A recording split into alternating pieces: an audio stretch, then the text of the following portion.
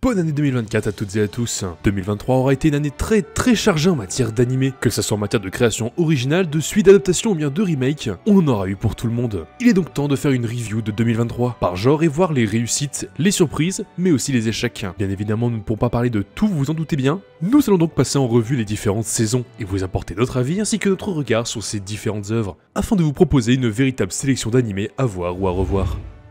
L'année 2023 a commencé assez fort avec la conclusion de pas mal de séries en cours de la précédente saison, ainsi que l'arrivée de plus petites productions. On avait pu découvrir notamment la fin de la première saison de Blue Lock, qui, soyons honnêtes, est bien moins intense que le manga malheureusement, malgré quelques passages franchement cool. On a pu découvrir la conclusion du Gridman Universe, qui pour la faire courte est un univers mecha créé par le studio Trigger, ceux qui ont fait Kill la Kill ou bien Gurren Lagann, avec un film absolument épique. Alors pour tous les curieux aimant le genre mecha, nous vous invitons sincèrement à vous plonger dans l'univers de Gridman. Comment parler de la saison d'hiver 2023 sans parler de Attack on Titan, qui nous a absolument tous donné une grande claque en matière purement technique, qui était un vrai tour de force pour ma part à ce moment-là. Format vraiment agréable à regarder malgré un style de parution vraiment discutable. Pour les nouveautés de cette saison, de plus petites productions ont fait leur apparition, comme notamment The Angel Next Door, une petite romance franchement cool qui donne un bon coup de fraîcheur dans ce genre avec des codes déjà bien rodés. Dans un autre registre, nous allons retrouver iCard, qui est un shonen très efficace avec un concept addictif, qui vous tiendra en haleine à chaque épisode. Et c'est vraiment cool de revoir ce style de shonen, avec un concept un peu cool et kiffant, un vrai régal. Enfin, la véritable surprise, c'est clairement le remake de Trigun avec Trigun Stampede. Énorme production pour le studio Orange qui nous propose leur vision de l'animé Trigun, sorti dans les années 90, avec une réadaptation de l'histoire en changeant l'évolution de la trame scénaristique, permettant aux plus jeunes de découvrir cet univers et aux plus âgés de découvrir une nouvelle façon de voir cette histoire. Animé qui fait le parti pris d'une animation en full CGI franchement réussi. On avait déjà pu les voir à l'œuvre sur Beastars qui était du même calibre. Création de nouveaux persos, nouvelle OST, opening excellent, c'est un quasi sans faute pour Trigun Stampede. Je ne reviendrai pas sur Record of Ragnarok, mais la vraie déception de la saison, c'était bien sûr Nier Automata version 1.1. Malgré un animé d'une très grande qualité avec une histoire passionnante, la production a complètement tué la hype autour de l'œuvre. L'animé aurait vraiment pu lancer un vent nouveau dans le genre, avec l'adaptation de qualité de jeux vidéo en animé, mais malheureusement, A1 n'a clairement pas pu tenir ses promesses. Avec des pauses interminables entre les épisodes, tout le monde a déserté l'œuvre. Aujourd'hui terminé, je vous invite sincèrement à regarder Nier, car ça vaut vraiment le coup. L'univers est juste excellent, il y a une vraie vibes 86, alors ne perdez pas de temps et foncez voir Nier. C'est disponible sur Crunchyroll.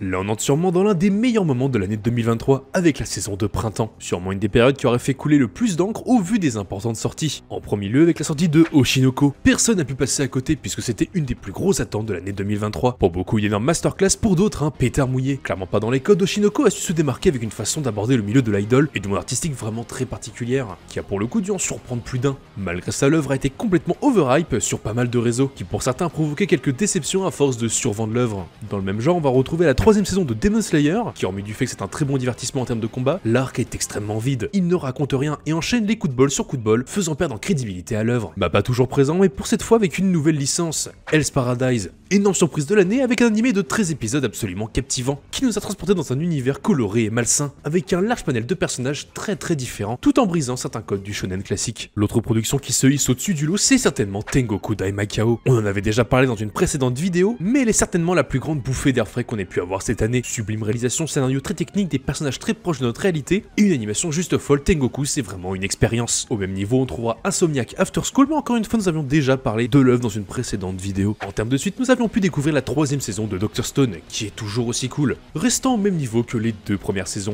La suite de Mobile Suit Gundam, The Witch from Mercury, d'une très grande qualité, aussi bien que le film Bunny Girl Senpai, qui est lui aussi tout aussi excellent que le précédent film de 2019. La saison de printemps a aussi vu l'arrivée de Mashle, énorme coup de cœur pour ma part, mélangeant action et humour. Sûrement l'un des animés qui m'a fait le plus rire depuis la saison 2 de Konosuba. Et en parlant de Konosuba, parlons sûrement d'une de mes plus grandes déceptions qui est le spin-off de Konosuba sur Megumin. Ce spin-off est à l'opposé de ce que Konosuba est censé transmettre, c'est-à-dire le rire et la joie. Je n'ai pas souri une seule fois, chaque blague sont très prévisibles, en ajoutant des éléments rendant l'univers de base incohérent. Auto-déception sur un autre aspect, c'est bien sûr My Home Hero, histoire d'une très grande qualité, des thématiques prenantes, des personnages avec une grande sensibilité, mais une animation absolument catastrophique. C'est rare de voir des animés aussi moches en 2023. Si on passe outre ce problème visuel, l'animé est vraiment très bon, avec un scénario bien calculé.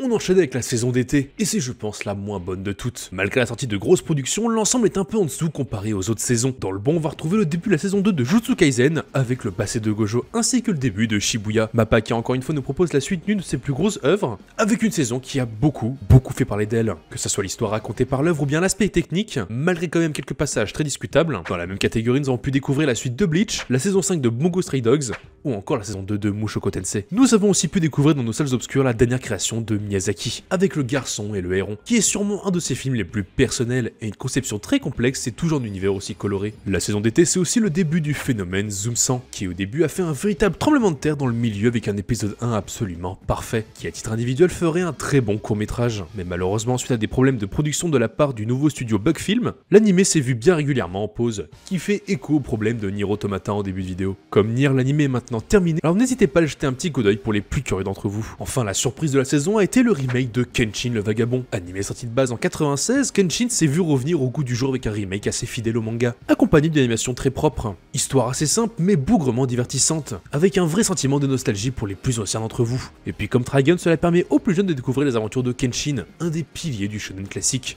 J'aurais pu aussi vous parler de Undead Girl Mother Farce, mais encore une fois on en a déjà parlé dans une précédente vidéo. Bon, maintenant parlons des sujets qui fâchent, avec Reign of the Seven Spellblade. Animé nous racontant l'histoire de jeunes ados intégrant une école de magie, et voilà, ça ne raconte rien de plus.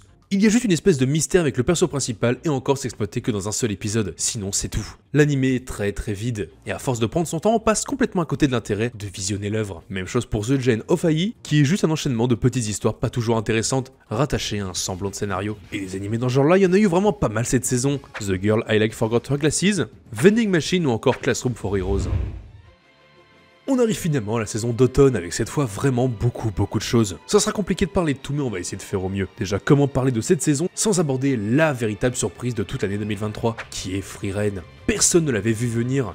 Et il a comblé les cœurs de milliers de spectateurs. On suit le parcours d'une elfe dont l'histoire est déjà terminée et qui va essayer de comprendre après 400 ans de vie comment les relations humaines fonctionnent. Clairement une des œuvres qui vient mettre un sacré coup dans la fourmilière et qui on espère va forcer les prochaines œuvres à mieux se réinventer. Cette saison c'est aussi l'arrivée du très apprécié Apothecary Diaries, qui très surprenamment a su trouver et conquérir un très large public, malgré son genre slice of life et son rythme très lent. Ce qui fait vraiment plaisir à voir pour le coup. C'est aussi une saison très orientée action, avec notamment Rania Crimson, Shy, Kingdom of Ruin, ou bien le plutôt pas mal Good Night World, qui est une production Netflix qui se regarde vraiment bien. Mais les trois qui sont vraiment sortis du lot cette saison, c'est déjà Shangri-La Frontière, qui a parfaitement réussi la recréation d'un jeu vidéo à travers un animé. En deuxième, on a aussi eu Scott Pilgrim Take Off, qui est sûrement un des meilleurs divertissements de l'année, basé sur un univers qui fait vraiment plaisir à redécouvrir. Enfin, celui qui à mes yeux est vraiment au-dessus, c'est Undead Unluck, shonen d'une très grande originalité, qui fait vraiment plaisir à voir.